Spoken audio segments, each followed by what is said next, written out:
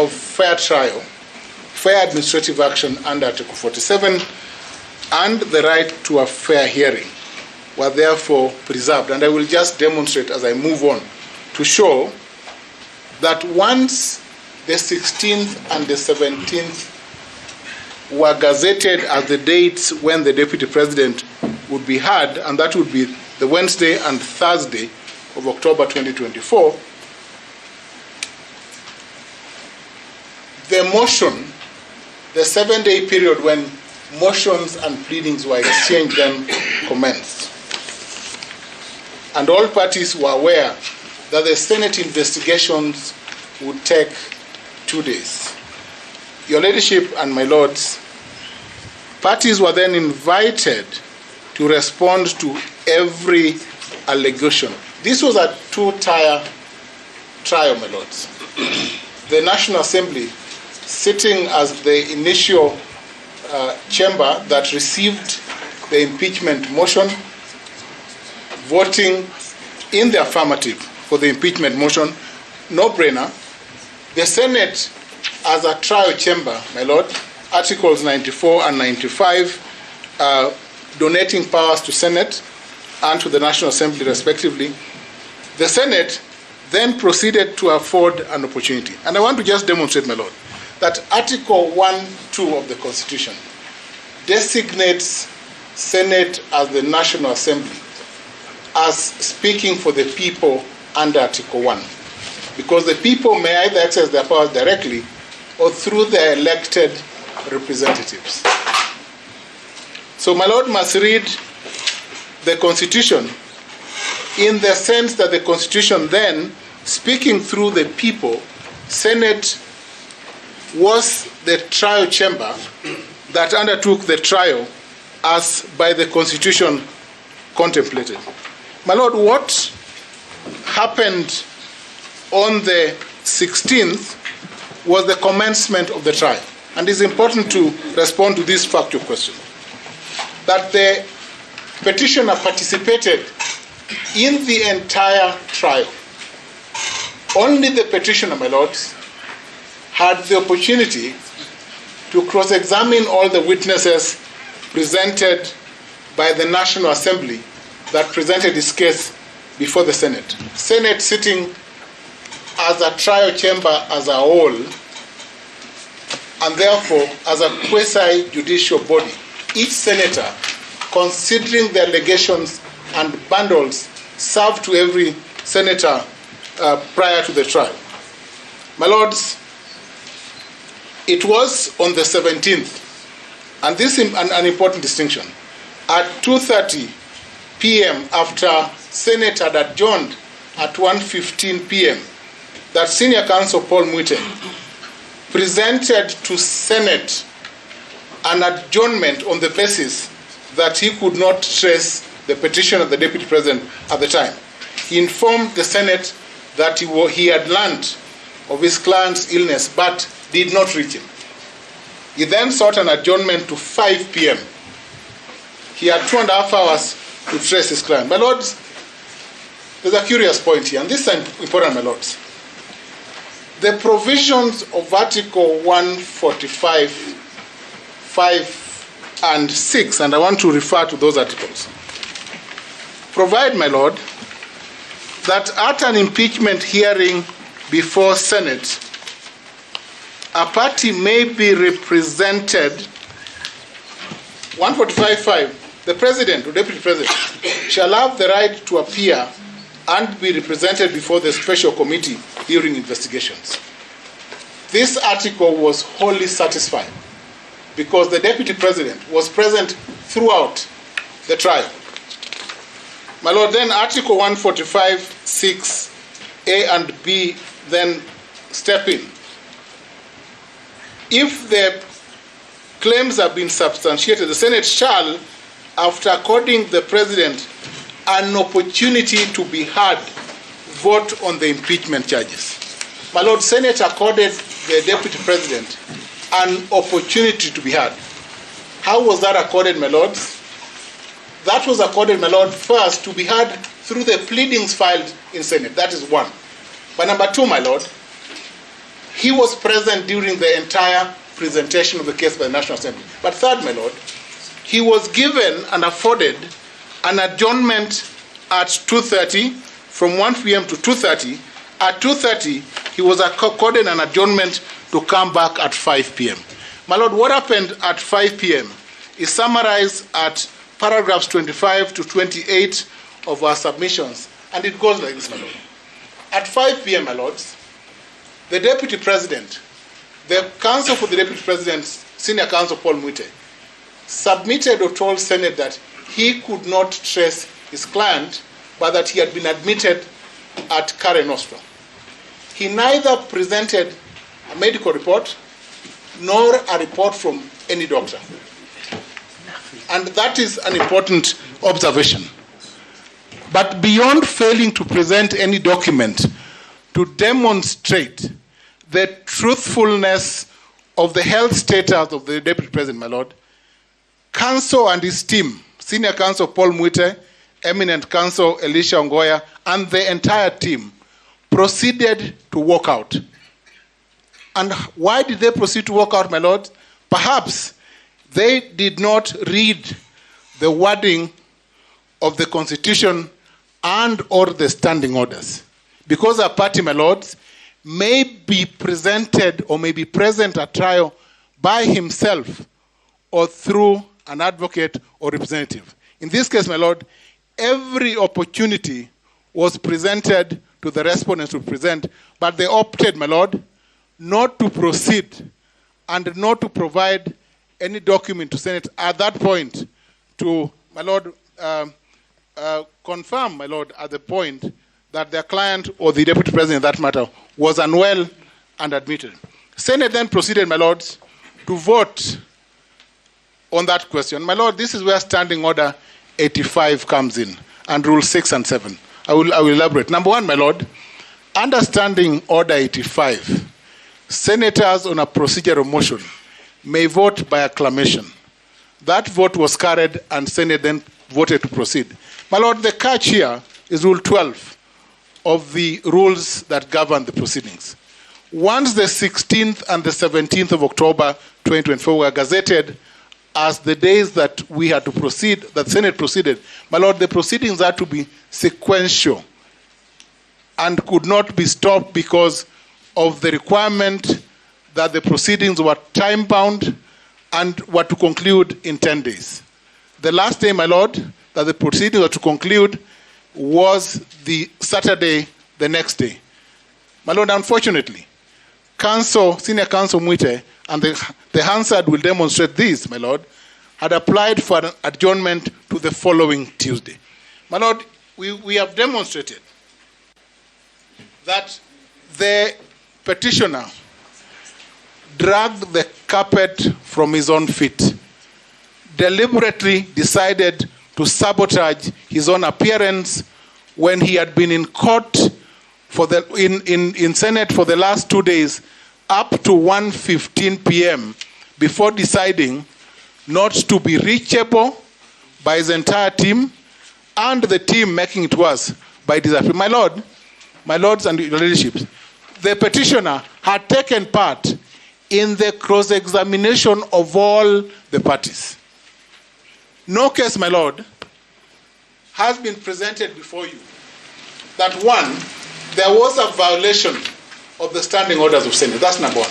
Number two, that Senate did not consider some material defense to any of the charges that were proffered against the Deputy President. My lord, I just want to, for clarity of thought, submit that even on the submission that my learned friend Mr. Masharia made before this court, that there was additional evidence that was entertained by the Speaker under Rule 6 and 7 by hearing a witness called Mr. Njomo. I remember that submission, my lord. My lord, that was a substantiation of a charge on economic crimes that failed.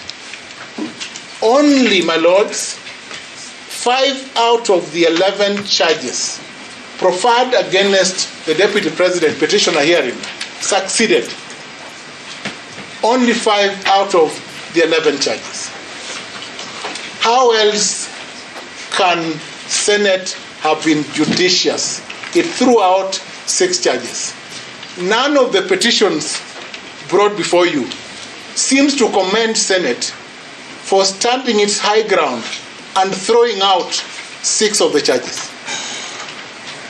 And that is what good faith would mean, my Lord.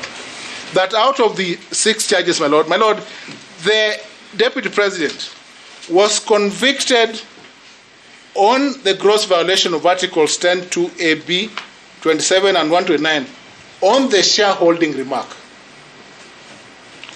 He was also convicted on the other grounds on national cohesion and on the question that is live before this court, my Lord, that is on violating his code that requires him to undertake certain function and undermining the function of the National Security Intelligence Service.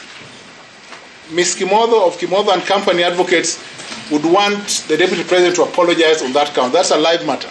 But my Lord, in the grant of conservatory orders, I submit, and this because I argued Munya, I argued Wajir, I argued Munya, I argued Mate. So I'm an authority in this area, clearly. My Lord, on the principles that the court considered, the Supreme Court considered in the Munya case, public interest, I think on the scales, weighed highest, that this court must take into account the import of a conservatory order issued ex parte against public interest.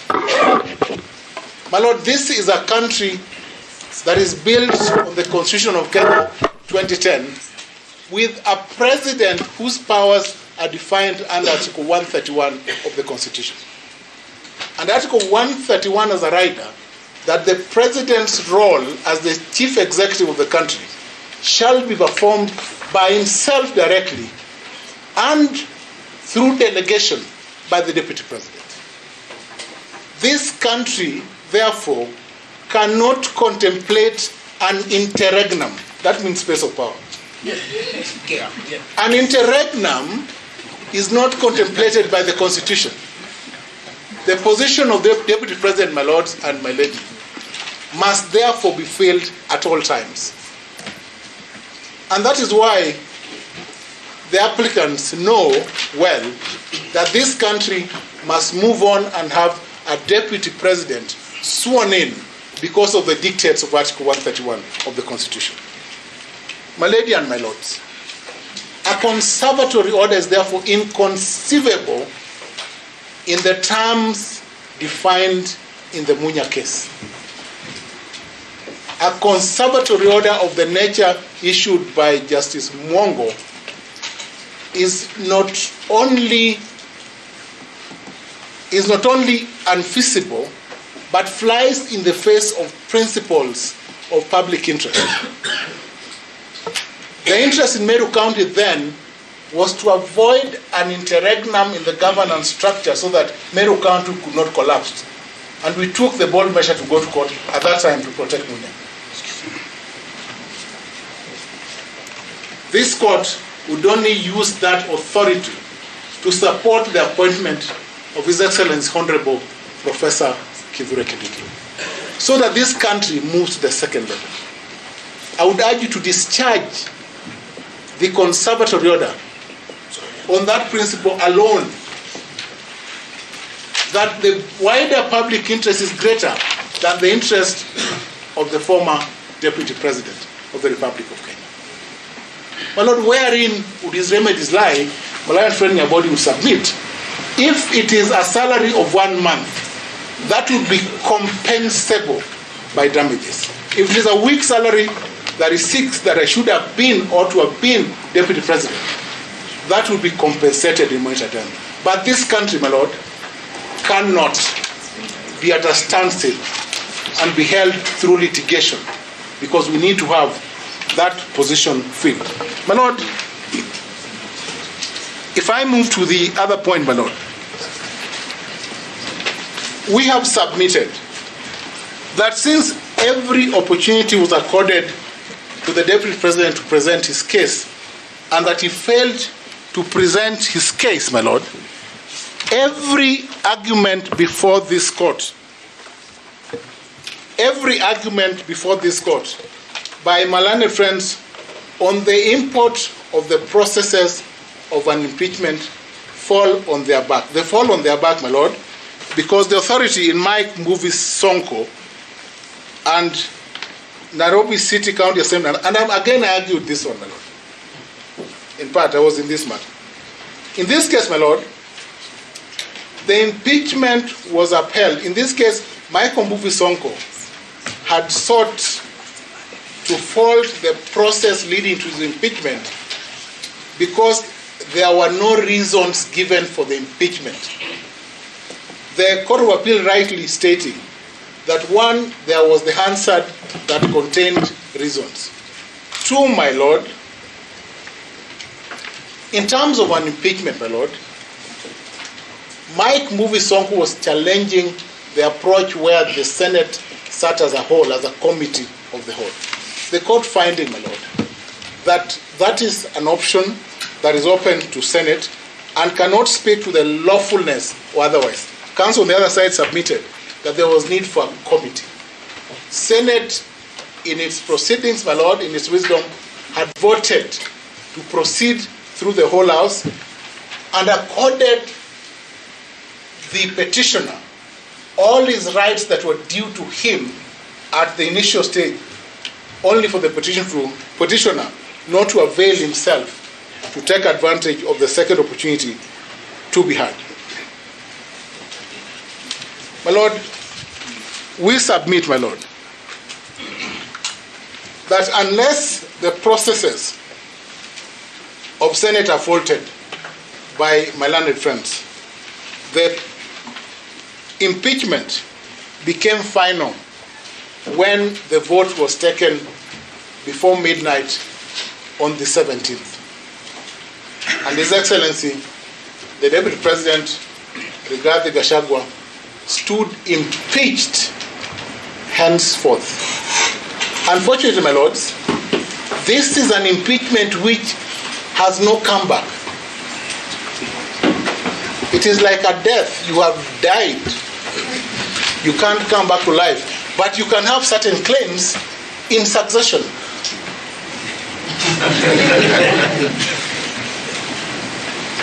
And that is why we have the law of succession.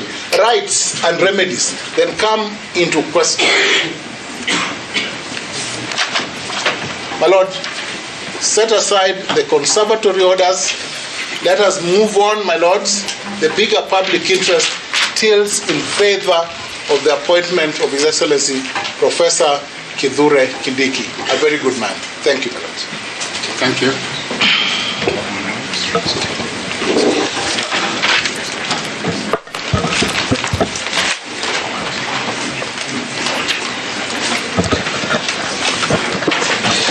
My lord and my lady, my name is Modomi Diankolu for the second interested party, and to that end, we have filed a notice of preliminary objection dated the 24th of October, the year 2024. We have, in addition to that, filed a list and battle of authorities on that preliminary objection, and that list and battle is dated the 25th day of October 2024, and pursuant to your directions, those are the battles, my lord. I would suggest you hold them close to you because I'll be referring to them shortly. We have, in addition, filed written submissions, skeleton submissions dated the 27th day of October 2024. Before I delve into the PO, my lord, a suggestion was made to you. I had forgotten to tell you, my lord, that I appear for the second interested party together with my learned friend, Mr. Stephen Ogola. Before I go to the PO, my Lord, a number of things were said by my friends and learned friends. I mean it because we are both friends in addition to being learned. One of the things you were told is to laugh at me for raising this PO.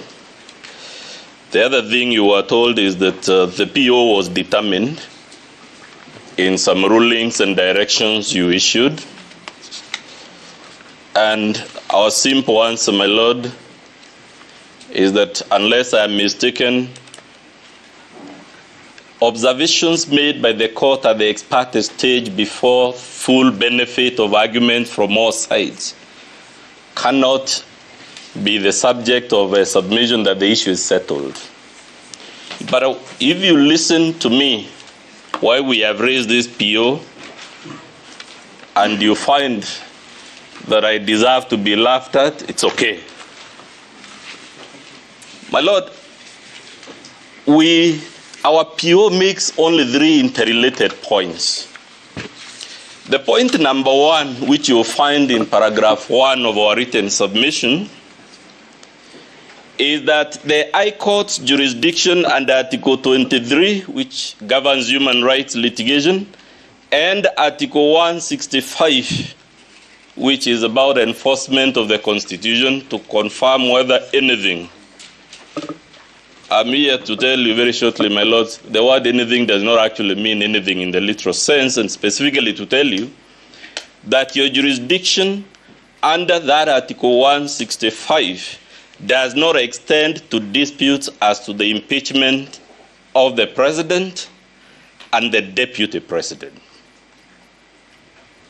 Yes, the court has jurisdiction to enforce human rights. The court has jurisdiction to confirm whether anything allegedly done in the name of the Constitution is constitutional, but our submission is that that apparently very broad jurisdiction does not extend to a dispute as to the impeachment of the president or the deputy president of the republic. And that is the point made in paragraphs 1 all the way to 7 of our preliminary objection. Number 2, point number 2. This court, and indeed all other courts of the Republic of Kenya, have no jurisdiction to entertain a dispute as to the impeachment of the president and the deputy president. But if we are wrong in that submission, my Lord, because I have been wrong many times, we make the submission that the only court that would conceivably, arguably, mark my words, conceivably and arguably have jurisdiction on this dispute is the Supreme Court. And that is the subject of paragraph 8 of our preliminary objection. My Lord, why do we say that this court, though we acknowledge its broad jurisdiction under Article 23 and 165, does not extend to presidential impeachment disputes? The reasons, my lords, are set in paragraph 6 of our submissions. And the simple point is this: that our Constitution denies this court, the High Court jurisdiction, on countless matters that would fall under Chapter 4 on the Bill of Rights. Case in point, presidential elections involve human rights under Article 38. It is clear in the Constitution that this court has no jurisdiction over a dispute relating to a presidential election. Even if someone were to come here and say that he was denied his Article 38, which is a human right under that election. My Lord, it is clear by dint of Article 58, sub-Article 5, that this court has no jurisdiction to hear a dispute as to a declaration of a state of emergency. My learned friend, Mr. Ngoya, talks of the word decency. I hope we are all sufficiently decent to acknowledge that nothing invades the entire regime of human rights than a declaration of emergency. That declaration can affect the right to assembly, to expression, to basically everything. And yet the Constitution is clear if you have a dispute as to that matter. Never mind it has abrogated the entire Bill of Rights. The court you go to is not the High Court. It is the Supreme Court. My Lord, property is a matter of the Bill of Rights. Article 40. It is clear from our Article 162 that if you have a problem in that regard, or to do with the environment, which is also a human rights matter, you go to the Environment and Land Court. So, my Lord, I'm here very humbly to tell you, the mere fact that someone has run to you screaming Article 23, Article 165, does not without more mean that this court has jurisdiction to hear that matter. In other words, my Lord, for you to exercise jurisdiction over this matter, you've been told many matters, and as far as we are concerned, the matter before you, the substratum, is the impeachment. These things you're being told about Professor Kindiki are diversionaries or subsidiaries, because without the impeachment, we will not be talking about Kindiki. So the substratum of the dispute before you is impeachment. And our point, my Lord, in the absence of an express grant of jurisdiction on this court, on the substratum of this dispute, on the subject of this dispute, which reminds me of Professor Githu Muigei's issue about justiciability, then you have no jurisdiction. Luckily, my Lord, I hope we all agree that there is no clause of our Constitution that confers on this court jurisdiction to entertain the dispute before you. Which means, therefore, the question is whether nonetheless you have that jurisdiction, given your broad powers under Article 23 and 165. Luckily, my Lord, our Constitution was the product of a 20-year process that we call the constitutional process. And because it is in black and white, I invite you to go to page 5 of our Bardo, my Lord, the Bardo of Authorities. We have produced you, or rather before you, extracts of the Bomas constitutional, the Bomas draft constitution. It confirms to us, if you go to page 6 with me, that during the constitutional process, Kenyans actually agonized over whether this matter should be handled in the court and which court. And it's there in black and white, Article 187 on page 6. It says the Supreme Court shall have exclusive, that must mean to the exclusion of every other court, including this one, A, Roman 2, disputes arising from the process of the impeachment of the president. So when we were having our debates through the Bomas process, there was a decision, it's there in black and white, that there will be judicial review, not before this court, but in the Supreme Court. Of course, we know, my lords, the Bomas draft was one of many. The next draft that was generated in that process is at page 7 of our Bardo, the harmonized draft constitution. At page 8, again, clause 201 of that draft constitution, it is clear there in Article 201, sub-Article 4, that the Supreme Court has, paragraph A, exclusive, at the line exclusive. We move from that document, and luckily, my lords, the bench, to me, should be familiar with this process. to a document that went to the 2005 referendum, which was the work or draft. We have produced it at page 10 of our bundle. This document is special, my lord, in the sense that it was subjected to a referendum before the people of Kenya.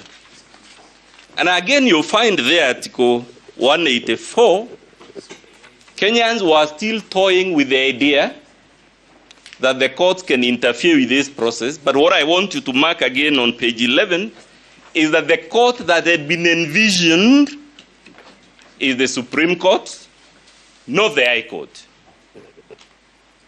We all, of course, know that draft was rejected by the people of Kenya, and that must mean, because this is the draft that reached the referendum, that the people of Kenya also rejected this rule of judicial intervention in this problem before you. Why do I say so? The next document is now the official constitution we have today, which is the Constitution of Kenya 2010. And it has no clause conferring jurisdiction on this court or even the Supreme Court. And since that rule was always on the table, my lord, but was dropped from the final draft, we must take it that the final decision the people of Kenya made at the referendum of 2010 was that there will be no judicial intervention in the dispute of the nature before you.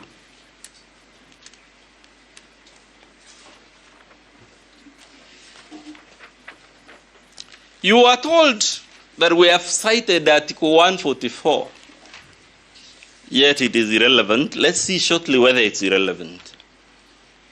We have produced Article 144 on page 13 of our bundle.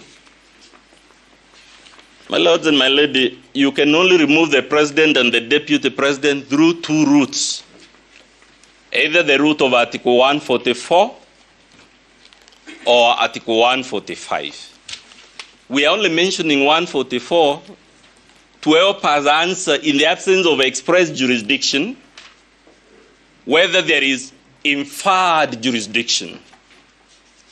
And when you check 144, one of the curious rules it tells you, 144, Article 144.8 of our Constitution, is that the report of the tribunal shall be final and not subject to appeal. And if the tribunal reports that the president is capable of performing the functions of the office, the speaker shall also communicate. And of course, it goes on to hold that if it finds the president is either insane or suffers an infirmity of body, then the Senate shall vote. Something curious here, my lord, that our Senate can vote to retain a president found by a medical tribunal to be insane, and our Constitution says that decision cannot be challenged in any court or tribunal. Those are not my words. But more curiously, this rule is also repeated, my lord, in Article 165. And for me, what is notable, my lord, is, the Constitution speaks to an issue once. It has spoken about this issue of 144 in 144.9. And when you go to 165 again, it says this court has jurisdiction to hear an appeal from a tribunal on removal from office, except the tribunal under 144.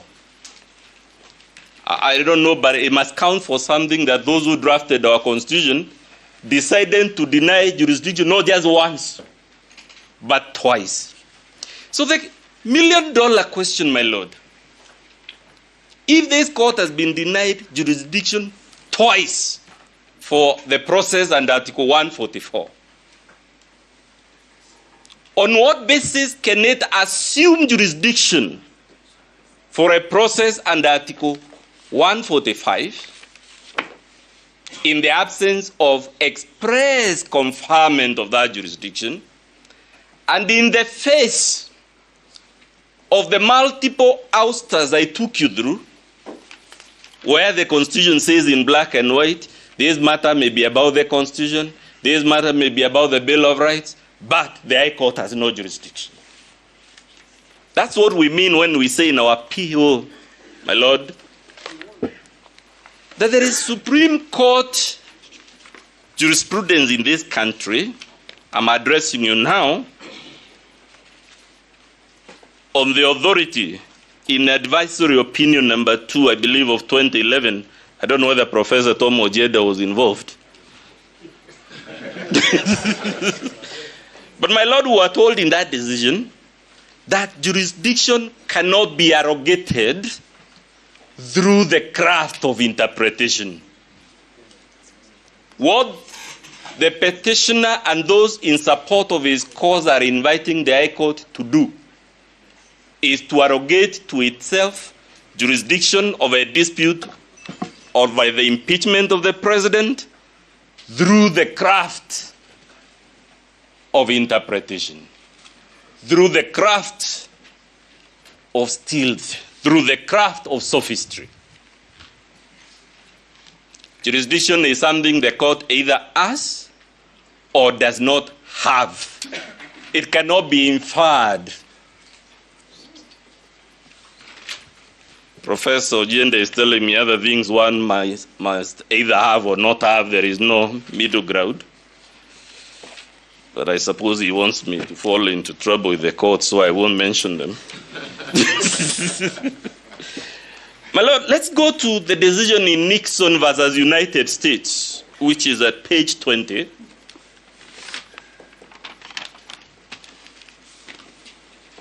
Again, you are told to laugh at me because this decision is from the 19th century. I will invite you to note it's a decision issued in the year 1993. I was in upper primary school in 1993, and my students say I'm still fairly young. So this is not a decision from the 19th century, my Lord. But I also want to point to you, 1993 is so recent, coming from the United States, a country that has had a constitution running for close to 300 years now and counting. Why this decision is important, my Lord, is several reasons. One, it is a decision from the United States Supreme Court. Two, our law on impeachment, and I hope again we have to quote my good friend Ongoya, the decency to agree that it is from the United States Constitution we borrowed Article 144 and 145. Even if you check the rule now in issue, Rule 11 here, Rule 11 in this decision of the Senate. So this decision, to the extent that it comes from the highest court of the country from which we got this idea now before you of impeachment, must surely be persuasive, even if not binding on you. But more important, it is also about impeachment. What happened in this decision, my Lord, is quite interesting. The person who had been impeached was a judge of a federal court in the US. He was sent to prison, but refused to resign from his judicial office. And because in the US, judges hold office for life, to the extent that he refused to resign, it meant the US Treasury was bound to continue paying his salary and emoluments while he was in jail. And of course, that absurdity was not going to be let go. The United States Parliament, called Congress, the House of Representatives and the Senate, took up impeachment and impeached this judge. But when you follow the holdings in this case, my Lord, they say at page 20 of Wabadu that a controversy is non-justiciable where there is a textually demonstrable constitutional commitment of the issue to a coordinate political department of government, or when you lack judicially discoverable or manageable standards or remedies for resolving it. I don't need to belabor the point. When you read the case, the Sonko case and the Wabora case, that is exactly what our Supreme Court has said, following this decision that impeachment is textually committed. Those are not my words. They are the words of the Supreme Court of the US, the Supreme Court of the Republic of Kenya. And my Lord, we submit under Article 144, or rather 145, impeachment is textually committed to the Senate. But they also say the language and structure of the Constitution confirm that textual commitment of this dispute. More importantly, which is what the Attorney General, Emeritus Professor Muige, if you go to page 21, my lord, you are told justiciability is also refuted by the lack of finality inherent in exposing the country's political life, particularly if the president were impeached to months or perhaps years of chaos during judicial review of Senate. We already know, I've been telling you how the other side wants to grind the wheels. We are told by the Supreme Court, my lord, this specter of the country being held on tenterhooks as this matter is fought here, is fought in the Court of Appeal. The average lifespan of a case in our Court of Appeal is 3 to 5 years, the last time I checked. Then going to the Supreme Court, we are being told the political life of a country cannot be held at ransom awaiting judicial determination. And more importantly, lastly, because my seniors are telling me I've been talking too much, so that I take my seat before they reprimand me, I want to refer you to page 32 of our Bado. And the reason I'm referring it to you, my lord, is many people will genuinely be shocked by this idea that a dispute like this is not justiciable. But there are good policy reasons for it. And if you read our page 32, which is that decision in Nixon versus United States, it tells you in black and white, there are sufficient safeguards embedded in the Constitution, including majorities, minimum voting thresholds required at every stage of that process, including the holding of a trial, including calling and cross-examination of witnesses. And because those safeguards, especially at the Senate, are in the nature of a trial, that's why Chief Justice Rehnquist tells us here that nobody should have to make heavy weather of the idea that this type of dispute is not justiciable. Lastly, you were told about political question doctrine and many things. I will invite you to note the courts of Kenya endorsed this doctrine as early as 2005. Again, the authority is on page 51 of our Bado. I don't have time to take you through it. We have produced the Sonko decisions. We have the citations, the quotes we've lifted in our written submissions. And all we are telling you, my lord, when all is said and done, is to do either of two things. Hold, you have no jurisdiction. The consequence would be that these petitions must be struck out. The conservatory order must fall by the wayside, having been issued by a court lacking jurisdiction. But if my lords find that too heavy and too radical, and therefore unacceptable to this court, I am giving you the alternative. If we must infer jurisdiction, because that's what you're being asked, let's infer it at the Supreme Court, which is the global practice, so that the matter is held of this nature is handled once and for all without subjecting the country's political life. That is the public interest we have just been told from the Supreme Court of the United States. That's all, unless there is a question for me. Thank you.